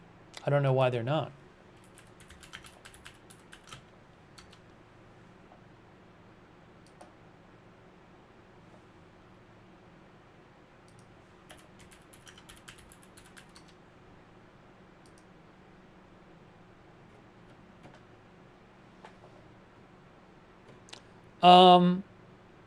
Hold on a second here.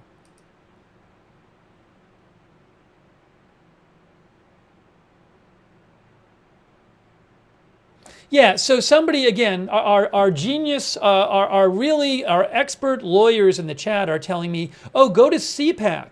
Go to CPAC. They allow you to use our footage. Our expert intellectual property lawyers in the chat have told me that. Unfortunately, if you go to the CPAC site and you read their actual terms of service, it explicitly does not allow you to use their footage for this purpose.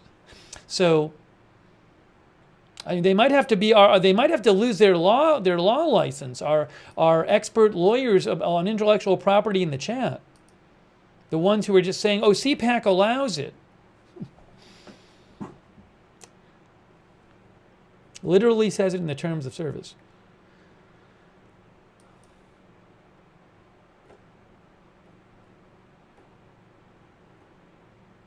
Hang on one moment here.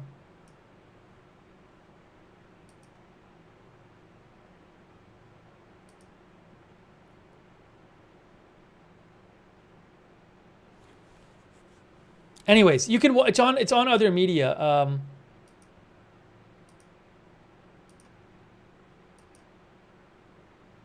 I think I just saw an update here. Did I?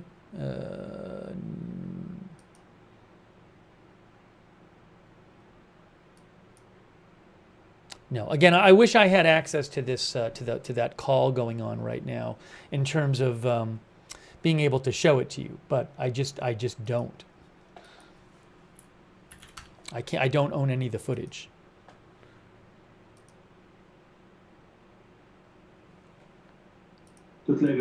Maybe I can listen into it for a second. I think a guy's talking in French right now.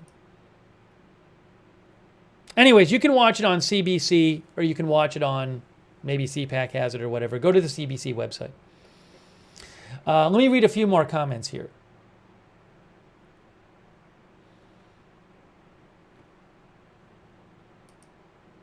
But yeah, this is really terrible. Again, 30 to 50% structural damage, according to the press conference in Jasper from this fire. But we don't have exact locations of the damage. Andy, our viewer, says, hang on.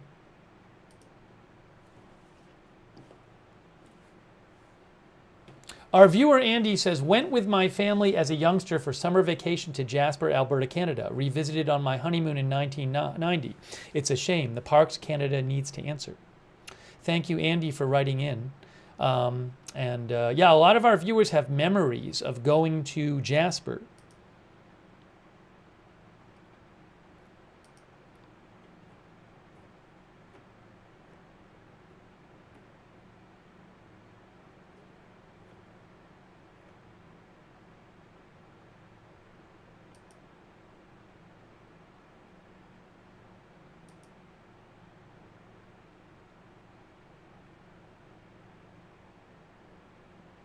One of our viewers, Evelyn in Maine, mentioned a story to me that a site that linked to the municipality of Jasper on Facebook, and the mayor had posted earlier today saying the destruction of and loss that many of you are facing and feeling is beyond description and comprehension. Doesn't really get into detail here about the extent of the damage. Talks about the devastating impact of last night's wildfire that has ravaged our beloved community.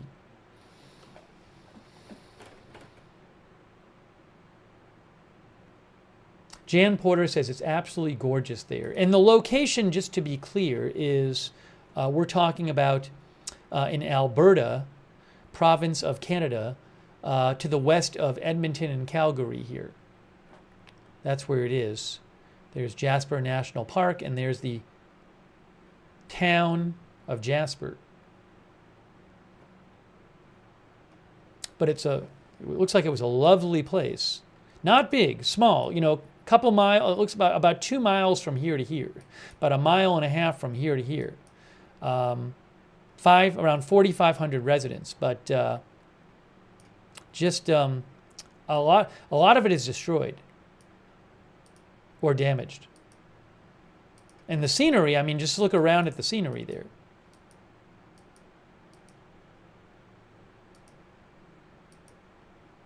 Crown Royal says it's in the Canadian Rocky Mountains.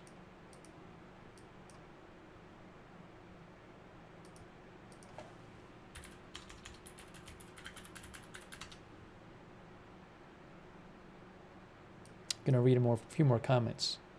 It's in the snow-capped Canadian Rockies, says Google. So I don't know what is still standing and what is not standing. I can't tell you. But it's a lovely town. Or, you know, it was. Sergio B says it's 3.5 hours from Edmonton. Turntoff says looks like a dream. Zeromus says it's a genuine magical place.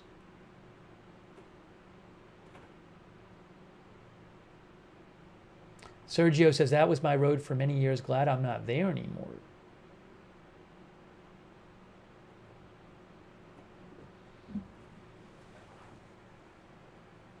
So I'm guessing that in the coming hours and days, we will get more specifics. I'm sure there will be more photos and videos coming out, emerging. Stuff has been kind of leaking out, but I'm sure there'll be a bunch more emerging. I have not seen drone footage from there yet. I'm sure there will be drone footage coming out. But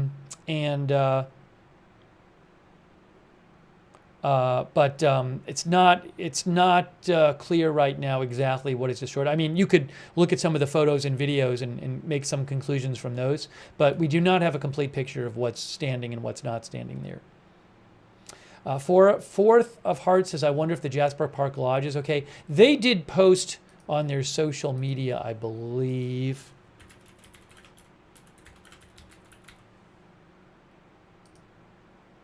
Jasper Park Lodge. They said this was yesterday, we are devastated by the, they posted this like last night. We're devastated by the situation. The fire has reached the Fairmount Jasper Park Lodge grounds. However, we are unclear about the extent of damage. We know parts of the resort remain untouched, but that was last night, 10 p.m. Mountain Time. So I can't say what it's like there now.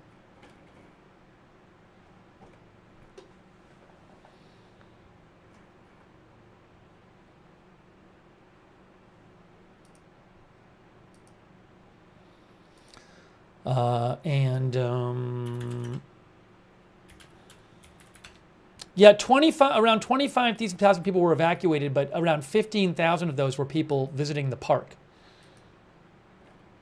So they did not live in the area.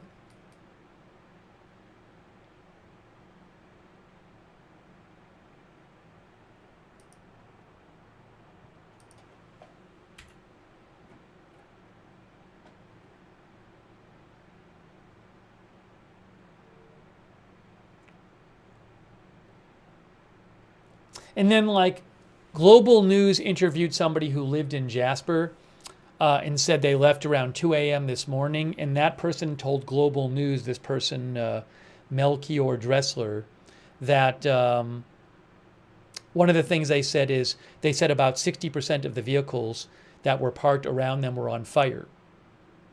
And then they said they saw houses just burning. So, you know, if you go to some of the Canadian media sites, you can read these kind of stories with interviews. But again, 30 to 50% structural damage, according to the Premier. She said we're seeing potentially 30 to 50% structural damage.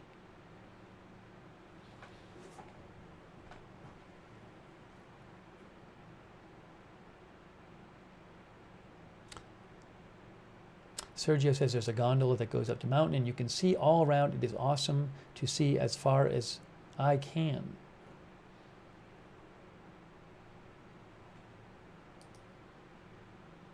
Sylvie says it's a quaint little town, just gorgeous.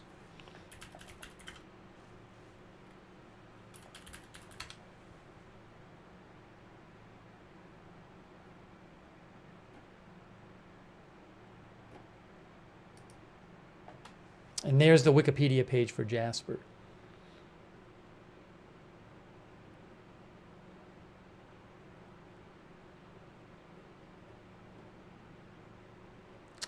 The Fairmont Jasper Park Lodge, the Marmot Basin Ski Resort, and the Jasper Sky Tram, which carries visitors to the Whistler Summit, are all near the town site.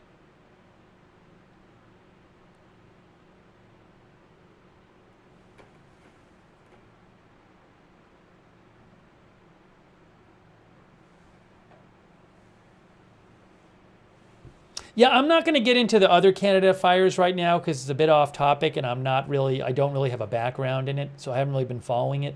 So I'm not going to get into that at the moment. I think I might wrap up our stream in a little bit. I wanted to just give you guys an update.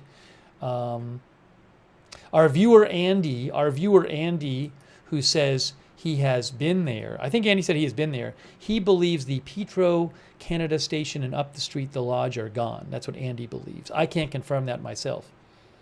Our viewer Daniel J. Robinson says that the northern half of the ice highway leading from Banff to Jasper is closed. Daniel says it is often ranked as one of the most scenic drives in the world. Beyond the town, incredible scenery is being burnt. So I can't confirm Daniel's details, but I appreciate Daniel writing in. But I think Daniel makes a good point, which is, aside from the town of Jasper, I don't know what damage has been done to Jasper National Park and the surrounding area. I can't tell you. I mean, you did hear in the press conference they talked about this fire was up to 100 meters high, and at one point I believe they said that the fire moved around 5 kilometers, around 3 miles in a half an hour. So they said this thing was just enormous and fast-moving, gusty winds, and the fire is still out of control in the area. There's still structural protection going on in Jasper right now, according to the Premier.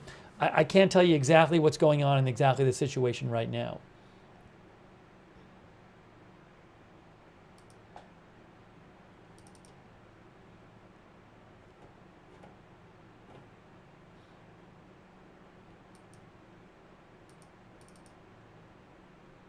Yeah, and again, I'm not going to post any of the social media footage, any of the photos, or there's a few photos and a couple videos floating around of damage, and I don't own that footage. I don't have the rights to it, and I can't confirm it. So I'm not going to post any of that. I have posted some on my X account @Lookner, and you can find it on social media as well. All right. So what I think I'm going to do is, if there's some huge update on this, maybe I'll do some more coverage of it, just depending on what the news is. information is a bit limited right now. There are not reporters in the area. And the town has been evacuated, so you know, we should be hearing more eventually, but limited information. So, but again, I mean, as the premier said, potentially 30 to 50% structural damage, which is obviously devastating. So I will, you know, post stuff on my X account @Lookner if I hear more, and if we get big news, and maybe there's another press conference or something, maybe I'll do another stream on it here. So, anyways, again, huge thoughts with everybody who lives in Jasper, and who a lot of people don't live there, but they have ties to the area. And just a bad situation. Fortunately, according to the Jasper National Park post a couple hours ago, they say no injuries reported. So I'm going to wrap up this stream right now, but if there's big news later today, we will do another live stream. I really appreciate you joining the stream, and a special thanks to people from the area and with knowledge of the area who've been messaging in. And our viewer Sergio says it was a huge tourist town, very sad for everyone there. I think the premier said that the town and the national park are considered one of the jewels of Canada, I believe. I'm not sure, but I believe that. But it is a popular area for people to visit. So just really sad. Anyways, going to start wrapping up this stream. This is Agenda Free TV. If you like live breaking news coverage without an agenda, you can subscribe and follow Agenda Free TV. We cover all kinds of live breaking news here. And also turn on notifications. We do have a notification system that we have set up through Discord that works really well, and it's free. You sign up once and you get a notification sent to you every time we go live, no matter when. So the moderators can post a link to that those notifications in the chat, and you can find the link to the notifications in the description of this video on YouTube and Facebook as well. But definitely sign up for those notifications. They're free. And a huge thanks to our moderators.